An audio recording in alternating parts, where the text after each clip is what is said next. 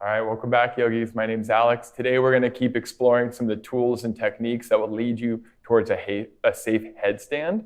We won't be working on a headstand specifically in this practice, but we'll help set you up to work in that direction. We will be using a block. If you don't have a block, you can use some books or something that you can put between your inner thighs for some pelvic floor training, and something that you can hold between your hands for a little bit of chest and shoulder blade awareness exercises. Let's begin lying on your back in a goddess pose or a bound angle. So when you bring it down to your back, slide the soles of your feet together, open your bent knees out, either like a triangle or a diamond shape. You can adjust how close or far you want your heels from your body. And let your inner knees, your groin, and your lower back come to an agreement on what's best. Adjust your lower back and your neck so they're naturally shaped, subtle arcs. We want to be really tuned into the natural shape of your neck and your lower back so we can preserve and maintain those shapes when we eventually approach a headstand. Hand placement, try an open chest position. So airplane arms out to the sides, cactus arms like goalposts, or arms over the top corners of your mat like a starfish. And bring the middle of your shoulder blades just a touch close together so you feel wide across your collarbones. And the muscles across your chest are signaled to soften. Just breathe here, in and out through your nose for about 10 breaths. Plenty of time.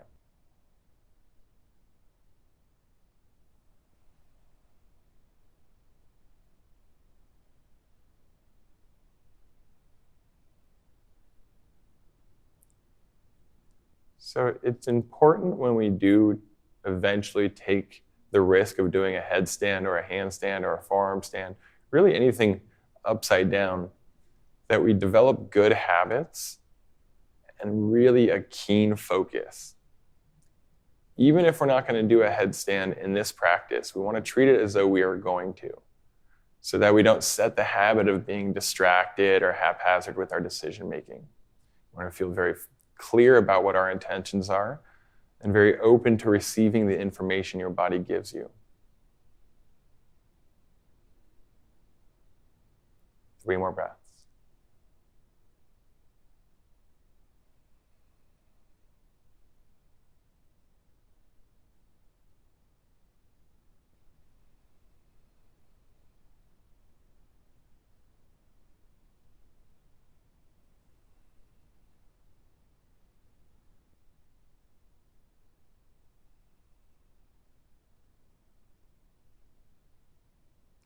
Use your hands, bring your knees towards each other.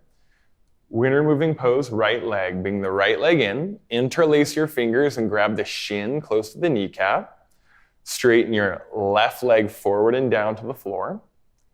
Bring the right thigh a little wide and then hug it in so you avoid any collisions at the front of your hip and the top of your thigh.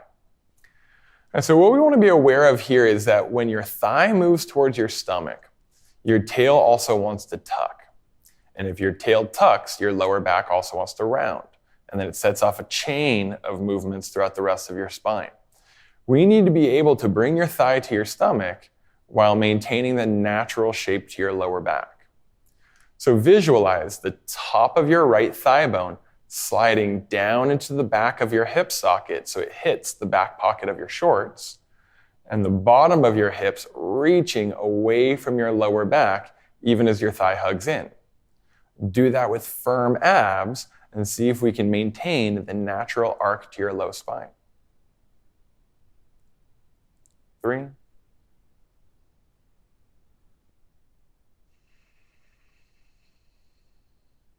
2,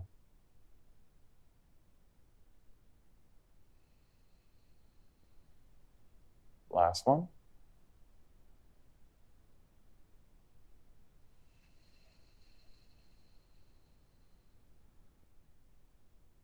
Change, please. Place the right foot on the floor. Bring the left knee in, interlace grip, grab the shin close to the kneecap. Send the right leg forward and down. And bring the left thigh out and hug it in. Press your inner right heel forward. Comfortably press the back of your right heel on the floor and tighten your thigh muscles. We want to treat the straight leg like an extension of your spine and think that if we don't keep it active and long, then your spine will also pay the price. Your spine will compensate or will also lose its natural shapes. So get into the habit of using that part of your body that's even so far from where the rest of your focus might be.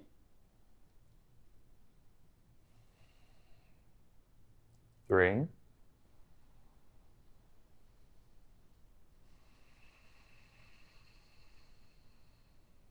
How's the natural shape of your lower back? 2. Can you maintain it for 1?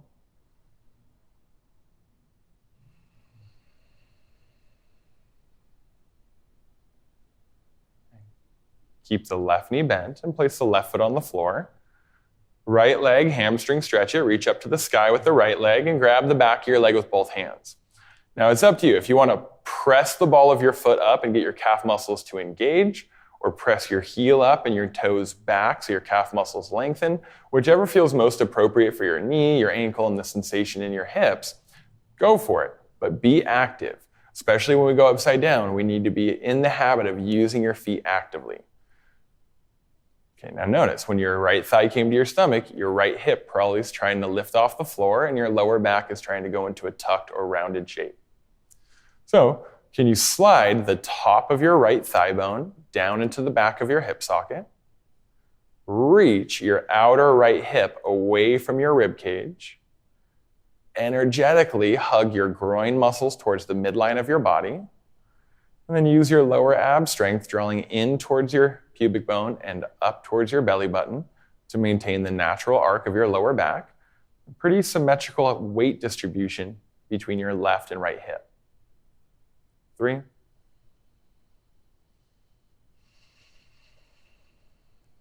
2.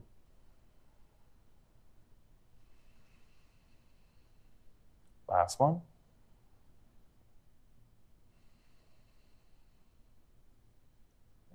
Change, please. Bend the right leg, set the right foot down, send the left leg up, and grab the hamstring with both hands. Active with the foot, however you choose to use it, use it. Slide the top of your left thigh to the back of your hip socket so your left hip is as heavy on the floor as your right. Lengthen your outer left hip away from your rib cage so you have an invisible belt around your hips, around your shorts. Keep that invisible belt parallel to the short edges of your mat so your hips don't swivel or turn.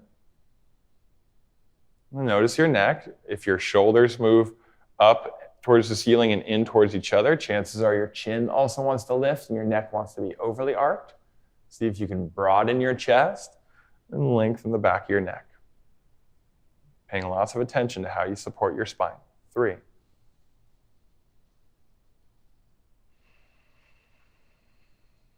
2.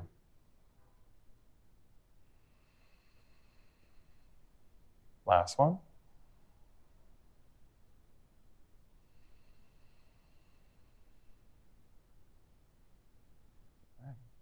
Bend both legs and set your shins parallel to the floor. So you have a chair shape with your legs, 90-degree bend at the knee, 90-degree fold at the front of your hips.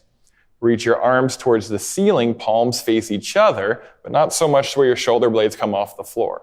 Keep the shoulder blades pretty close to the floor.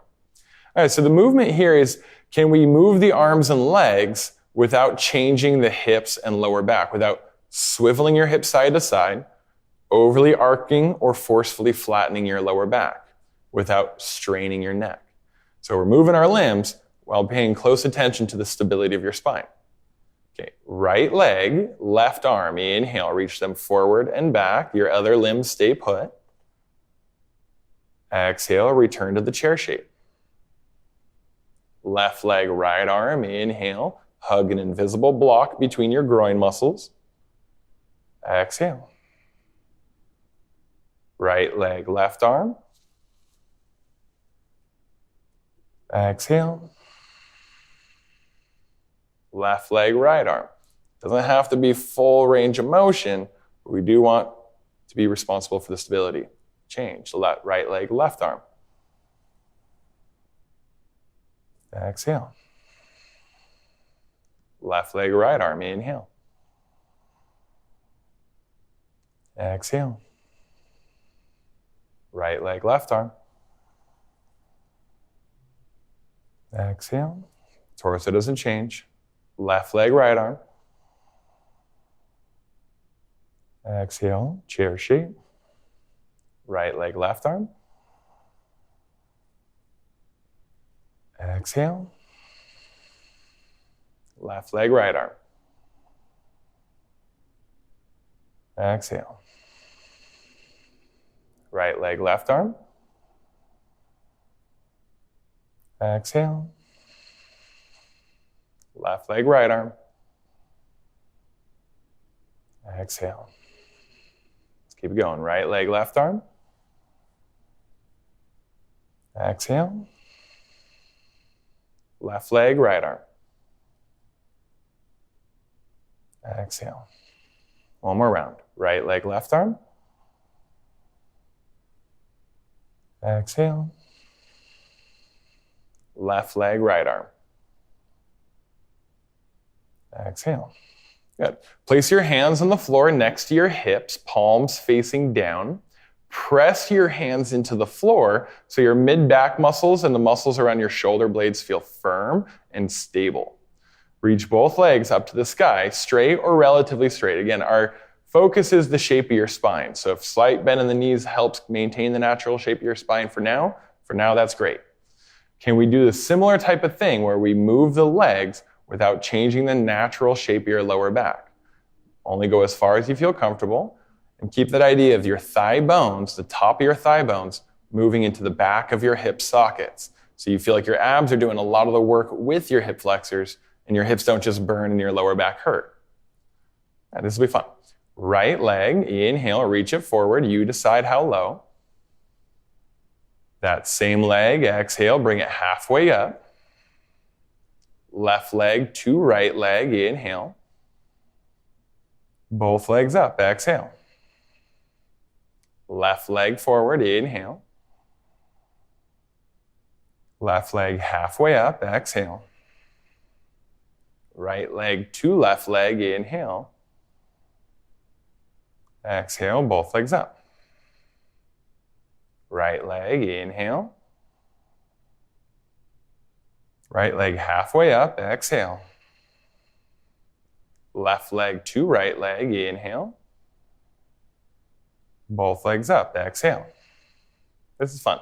Left leg, inhale. Halfway up. Right foot to left foot. And both legs up. Right leg, inhale. Halfway up.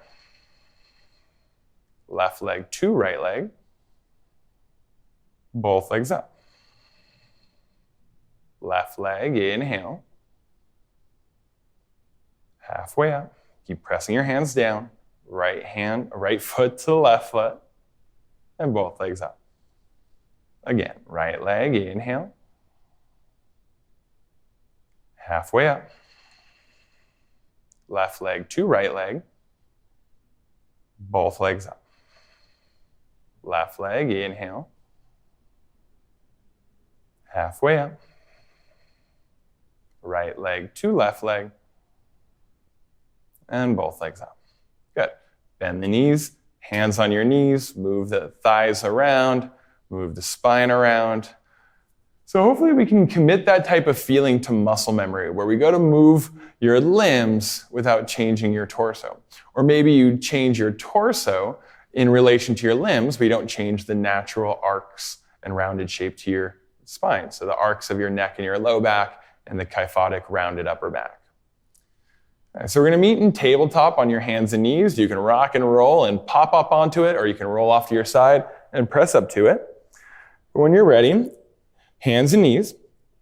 Turn your fingers out away from each other so your thumbs point roughly forward, and shift your body weight a little forward and back until your forearms are as straight up and down as possible. So not leaning the hips back, we're not too far forward.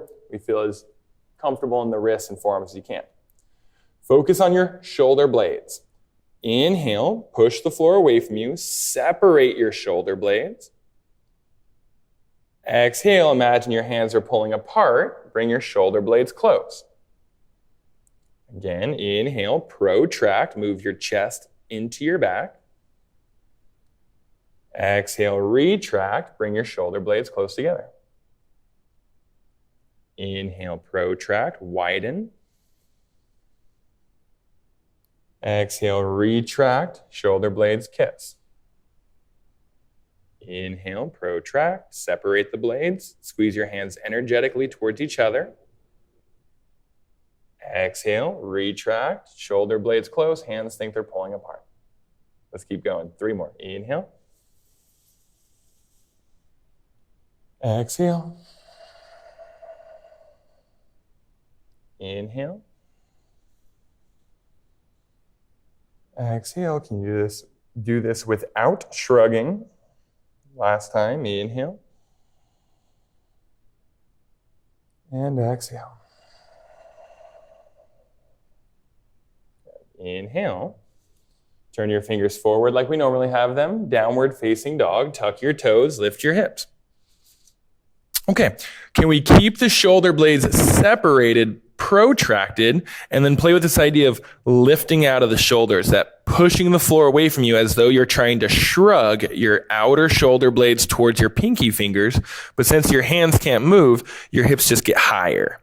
So again, shoulder blades stay wide, squeeze your hands towards each other, turn your outer arms towards the floor, turn the eye of your elbow, the crease of your elbow, towards the opposite front corner of the mat. Right eye of the elbow towards top left corner of the mat, left eye of the elbow towards top right corner of the mat. Inhale, push the floor away from you, shrug from the outer edges of your shoulder blades.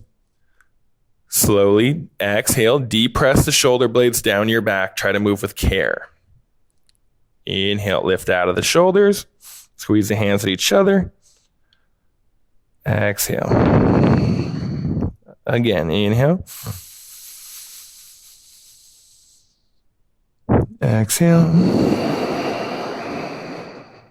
Inhale. Exhale. If you need to bend your knees, that's okay. Inhale. Exhale. Inhale. Exhale. 4 more. Inhale. Exhale. Inhale. 3. Exhale. Inhale. 2. Exhale. Last time. Inhale. And exhale. Bend your knees. Look at your thumbs. And step forward to the front of your mat. Hip width, parallel feet. You can measure with 2 fists. Halfway lift. Inhale. Hands on your shins. Straight arms. Flat back. Forward fold, exhale, bent knees, abs touch thighs. Grab your block and roll your spine all the way up. Inhale. Cool. So it's a technique I bring up fairly regularly, but I think it's worth reinforcing and revisiting. So you're going to take your block, long edge from front to back, skinny edge from left to right, and put the block between your inner thighs going front to back. And, high enough to be comfortable, but let's not get crazy here. Okay, trying to get your legs, your pelvic floor, and your abdomen working as one. Drive down the balls of your feet, the corners of your feet, but especially the big toe side of the ball of your foot. Tighten your thigh muscles to the bone so you feel your thighs pull up instead of your knees push back. Thighs pull up. Squeeze onto the block. Like gears on a clock, turn your inner thighs back so the block wants to move back. But before your hips can spill forward or tilt forward, lift your lower abs, hug your outer glutes in, and engage a little bit of glute max strength. You're not gripping your butt, but you are engaging it lightly. Now, what would it feel like if you try to use your inner thighs to lift the block straight up into your body? Try that. And imagine you have to go to the bathroom, but it's not a number 1, it's not a number 2, it's right in the middle. Try to engage those muscles. Ladies, it's Aim a little higher and further back. Inhale, reach your arms up. Forward fold, exhale, bend your knees as much as you need. Keep subtle engagement in all those areas. Inhale, halfway lift. Forward fold, exhale. All the way up, inhale. Hands to your heart, exhale. Inhale, reach up. Exhale, forward fold. Inhale, halfway lift. Exhale, forward fold. Inhale, all the way up. Hands to your heart, exhale. Good. Inhale, arms up. Let's breathe here. Palms together. You might look up. Press down the corners of your feet, especially the big toe side of the ball of your foot. Lift thigh muscles up. Squeeze inner thighs onto the block. Turn inner thighs back a little as you lift your abs and firm up glutes. Breathe in. Forward fold, exhale. Well, since we're in a fold, we'll emphasize certain parts a little bit more, other parts a little less. So you're not going to grip your butt muscles very much, but you can still hug your outer glutes in. Squeeze your inner thighs onto each other.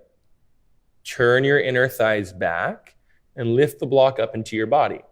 Still thinking thigh muscles pulling up rather than kneecaps pushing back.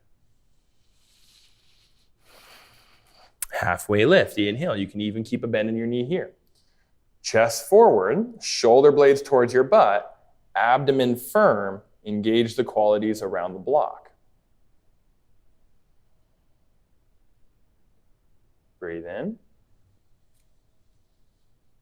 Forward fold, exhale. Grab the block out from between your legs, hold it with your hands. Left leg back, high lunge. You're going to reach the block straight forward. So step the left leg back, make sure the right shin is vertical, and hold the block out in front of you and between your hands. So you're not gripping with the fingertips as much as you're palming and hugging the hands in. Push your hands onto the block and engage your chest muscles. Turn your outer arms down comfortably, widen the top of your collarbones. Do a little dance move. Slide your shoulder blades apart. Inhale, reach the arms up. Okay, can we keep the arms, shoulders, and hips working together as one so we don't really change the relationship very much? Breathe in. Exhale, tilt your body a third of the way down. Slowly, high lunge. Inhale. Exhale, a third of the way down. Hug your outer right butt muscles in. Inhale. Exhale. Twice more. Inhale. Exhale. Imagine there's a second block between the inner thighs. Inhale. Exhale and hold for 5, 4, firm abs, 3, 2. Exhale, block to the floor. Step your back foot forward, hip width, parallel feet. This is great. Halfway lift, inhale. Fold, exhale. Right leg back, bring the block with you. We have our high lunge. You're going to hold the block out in front of you. Good. Squeeze your hands onto the block. Turn outer arms comfortably down, widen the tops of your collarbones. Push a little forward so your shoulder blades widen. Arms overhead. Engage the qualities of having a block between your groin muscles. Breathe in. A third of the way. Exhale, chest forward, arms in line with ears. Inhale, rise. Exhale. Inhale. Exhale. Inhale. Exhale. Inhale. Exhale, hold for 5. Smile if you're having fun for 4, 3, 2. Exhale, set the block down, step forward, hip width or a little wider between your feet. Halfway lift, inhale. Good, squatting pose, malasana. Turn your toes out slightly. You might widen the stance, squat down. Adjust your footing until your feet are as close to flat as possible. Wherever your toes point, so must your kneecaps and shins. Elbows between thighs, hands to your heart.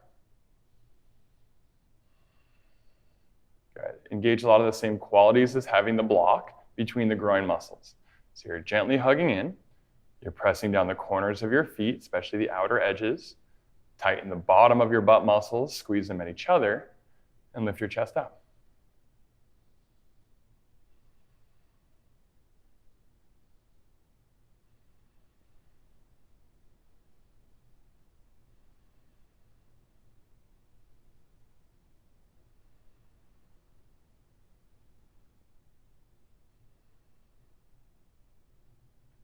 Last breath. Fingers to the floor, lift your hips, and turn your feet parallel to one another. Halfway lift, inhale.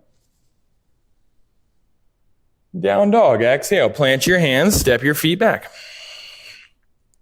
All right, so you're going to see if we can keep your hips even with the back of your mat, so we're not swiveling the hips side to side. Maintain a pretty natural shape to your lower back, and we'll play with bringing one of your thighs to your stomach while staying in down dog, so you're not going to shift into a plank. Right leg, inhale, reach it back. Put your outer left butt cheek on the wall behind you. Tighten right butt muscles comfortably, and squeeze onto the invisible block between your legs. Try not to change the down dog shape. Breathe in. Exhale, right thigh towards your stomach. Slip the top of the thigh to the back of your hip socket, both butt cheeks on the wall behind you. Inhale, reach the right leg back. Hips don't change. Exhale, thigh to stomach. Both hips evenly pressed back. Inhale. Exhale. Inhale. Exhale. Last time, inhale. Exhale. Switch out the legs, right foot down, left leg back, breathe in. Exhale, thigh to stomach, hips stay even with the back edge of your mat. Inhale, reach back. Exhale, 2. Inhale. Exhale, 3. Inhale. Exhale, 4. Last one, inhale. Exhale, 5. Good. Place or shift forward to high plank, both feet on the floor. Come all the way down. Lie on your stomach. Hold the block out in front of your head like you're Superman or Superwoman delivering a pizza in the form of a yoga block. Squeeze your hands onto it. Reach the arms forward and turn your outer arms down. Shoulder blades stay wide. Locust, inhale, lift the legs, lift the arms, lift the chest. Try to get the eye or your arms roughly in line with your head. 5, 4, 3, 2, 1 more. Change. Set the block down, hands into your forehead, let your head rest, let your heels fall outwards.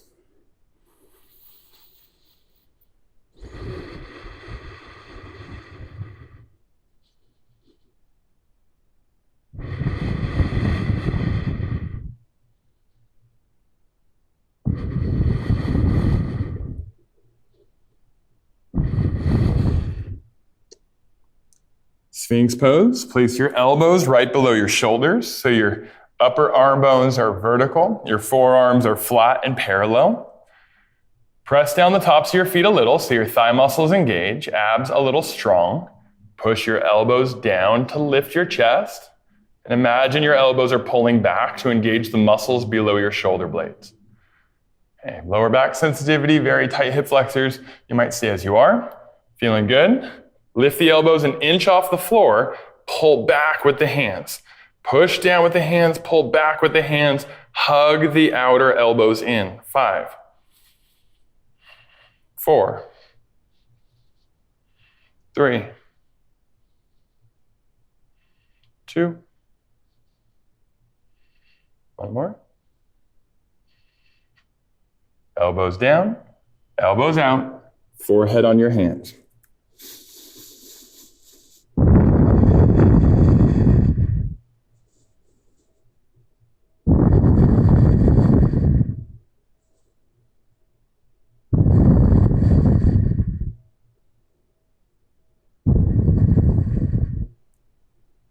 Child's pose. Hands into your elbows, press your hips back to your heels.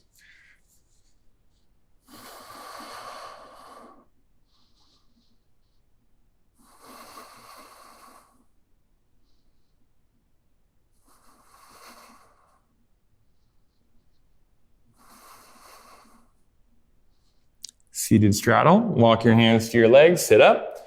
Turn and face the long edge of your mat and open your legs out wide. And so one of the issues that a lot of people have with this is that their tail wants to tuck under. And if their tail tucks under, like we talked about, your spine wants to respond, and then the pressure goes into places in heavy doses where we don't really want it. So what we need to work on is tilting your pubic bone towards the floor and potentially sliding the pubic bone back under your legs. So it's a little tilting and leaning action at the hips that allows the movement of the torso without the strain in your back. So a little bend in the knees can help. A pillow under your hips can help. Hands behind your back, propping your chest up can help. But try to tilt the pubic bone towards the floor while keeping your knees pointing up. Okay? Push out through the inner legs. Pull up through the lower abs. Tilt the pubic bone forward. Slide it back. And you might even crawl forward. You want to be strong in the legs. Just get in the habit of being supportive through your foundation. And even though we couldn't hold the block between your inner thighs here, still engage a lot of those same qualities. Thigh muscles strong, hugging the groin muscles energetically in and pulling them up into the pelvis. Tilt your pubic bone towards the floor.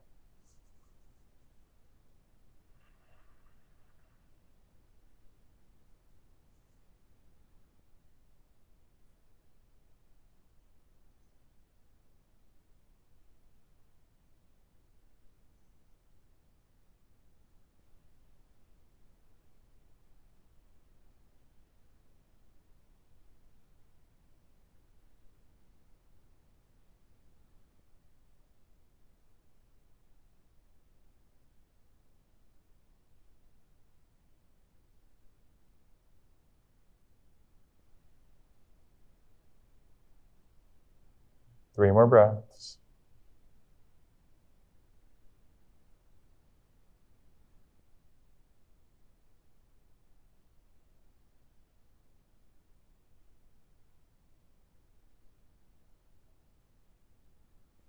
Change, please. Support yourself. Heart forward as it comes up.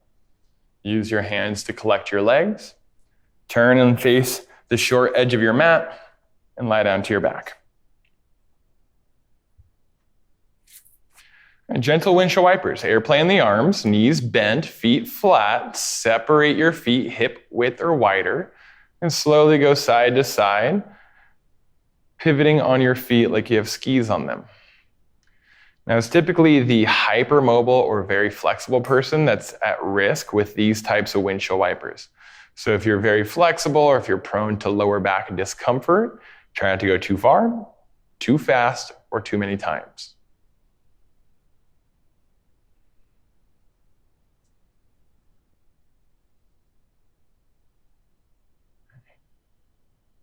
And Shavasana, please. Slide your legs out, separate them hip width or wider. I usually take mine about the width of the mat. Let your toes fall outwards and your inner thighs turn up to a comfortable degree. Adjust your hips for a natural spine and balance between left and right hip to the best of your ability. Arms by your sides, palms facing up. You could take up a lot of space or little. One time, enjoy a long breath in through your nose.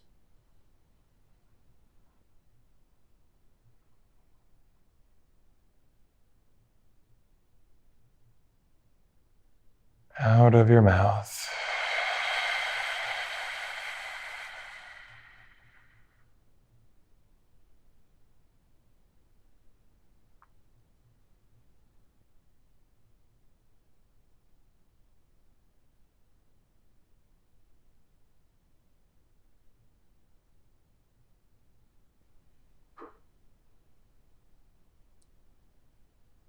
So one of the things I really appreciated about my favorite soccer coaches, music teachers, yoga teachers, throughout my life, not just in childhood, and my favorite teachers and my most influential ones have a deep respect for the fundamentals and a daily connection with them.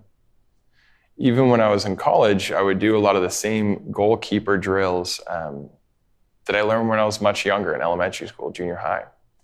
And the idea was more complex actions, or your ability to handle very complex and intense situations, is built upon a foundation of your fundamentals. And if we're thinking headstands, we're putting our neck at risk. Even if our technique is really good, we have to take that into account. We have to be very tuned into the moment so that we're willing to and able to adjust to the sensations in your body. We have to be able to breathe upside down and maintain our composure, even though our world is literally upside down. So these types of practices, where we have a topic or a skill, but we don't necessarily work directly at that skill, can be very important, especially in the pursuit of that skill or while maintaining it. So try to be happy with the effort you put in. Give yourself time to rest and reflect and let your body commit these movements to muscle memory. And be patient with your process. And remember, you're perfect where you are. And the next step will come when the next step comes. I love doing this. Thank you guys. My name's Alex. Rest well. Namaste.